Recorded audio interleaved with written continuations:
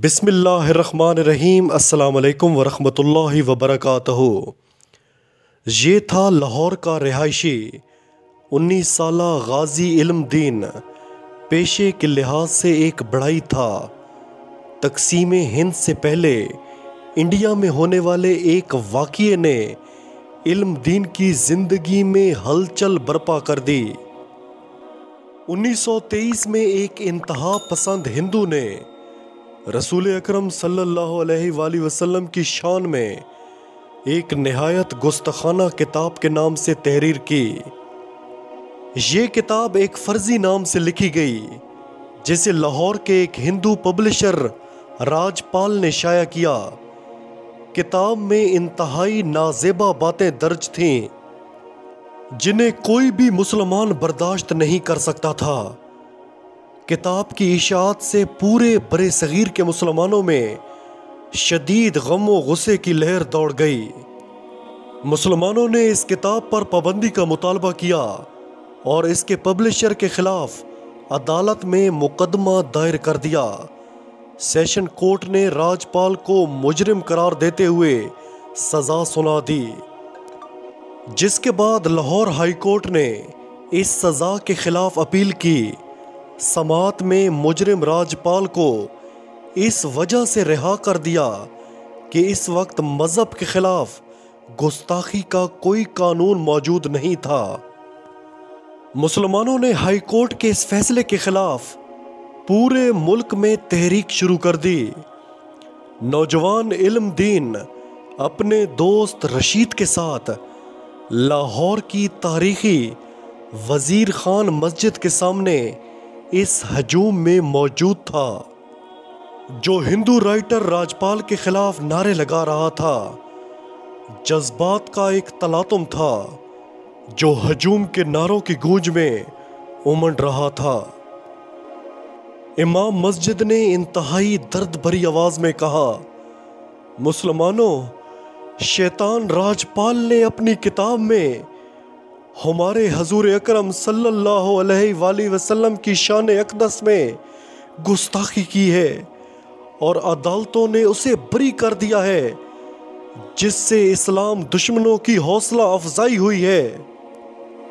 امام مسجد کے یہ الفاظ غازی علم دین کے دل میں اتر گئے اور اس نے اسی وقت فیصلہ کیا کہ وہ گستاخ رسول کو واصل جہنم کر کے ہی دم لے گا۔ اس نے اپنی اس خواہش کا اظہار اپنے قریبی دوست رشید سے کیا۔ وہ بھی راجپال کو اس گستاخی کا مزہ چکھانا چاہتا تھا۔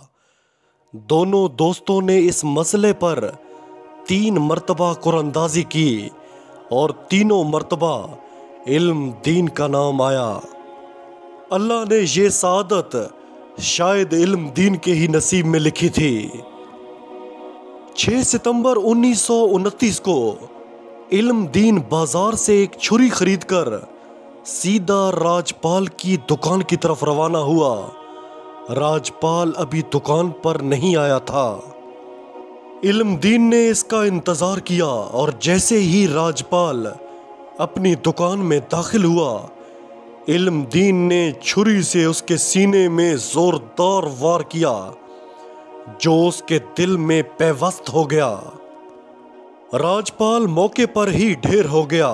پولیس نے اسے گرفتار کر لیا اور اس پر قتل کا مقدمہ درج کر کے کیس چلایا گیا۔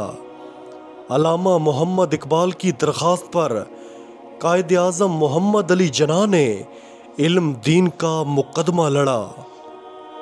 قائد اعظم نے ایک موقع پر علم دین سے کہا کہ وہ جرم کا اقرار نہ کرے۔ غازی علم دین نے کہا کہ میں یہ کیسے کہہ دوں کہ میں نے یہ قتل نہیں کیا؟ مجھے اس قتل پر ندامت نہیں ہے بلکہ فخر ہے۔ کورٹ نے علم دین کو سزائے موت دے دی۔ قائد اعظم محمد علی جناح لبرل تصور کیے جاتے تھے اور اس وقت ہندو مسلم اتحاد کے بہت بڑے حامی تھے۔ ہندو اخبارات نے ان پر بڑی تنقید کی، لیکن قائد اعظم نے اس تنقید کو رد کرتے ہوئے کہا، مسلمانوں کے لیے حضور اکرم صلی اللہ علیہ وآلہ وسلم کی ذات مبارکہ ہر چیز سے بڑھ کر ہے۔ 31 اکتوبر 1929 غازی علم دین شہید کی سزائے موت پر عمل درآمد کا دن تھا۔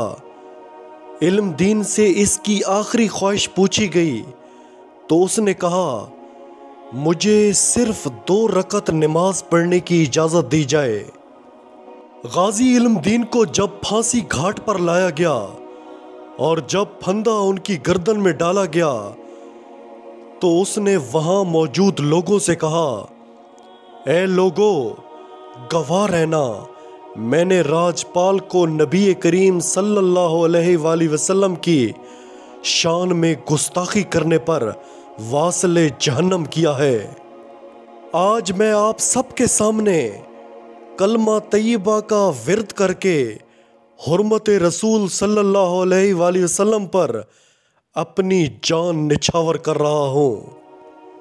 غازی علم دین شہید کو پھانسی کے بعد برطانوی حکومت نے ان کی میت بغیر نماز جنازہ جیل کی قبرستان میں دفنا دی، جس پر مسلمانوں نے شدید احتجاج کیا اور علامہ محمد اقبال نے ایک مہم چلائی اور آخر کار انگریزوں کو یہ یقین دہانی کے بعد کہ لاہور میں تدفین کے موقع پر ہنگامہ آرائی نہیں ہوگی، اس کی اجازت دے دی گئی۔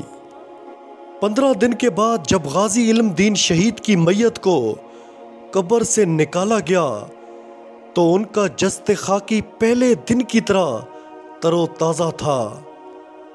علم دین شہید کے والد نے علامہ اقبال سے علم دین کے نماز جنازہ پڑھانے کی درخواست کی، جس پر علامہ محمد اقبال نے کہا کہ وہ بہت گنہگار انسان ہے، اسی لیے اتنے بڑے شہید کی نماز جنازہ وہ نہیں پڑھا سکتے۔ غازی علم دین شہید کی نماز جنازہ لاہور کی تاریخ کی سب سے بڑی نماز جنازہ تھی، جس میں لاکھوں لوگوں نے شرکت کی۔ ہر ایک کی خواہش تھی کہ عاشق رسول کے جنازے کو کندھا دے۔ علامہ محمد اقبال نے غازی علم دین شہید کی میت کو کندھا دیا اور اپنے ہاتھوں سے انہیں قبر میں اتارا۔ اس موقع پر علامہ محمد اقبال نے نم آنکھوں کے ساتھ کہا، ترکان کا بیٹا آج ہم پڑھے لکھوں پر بازی لے گیا اور ہم دیکھتے ہی رہ گئے۔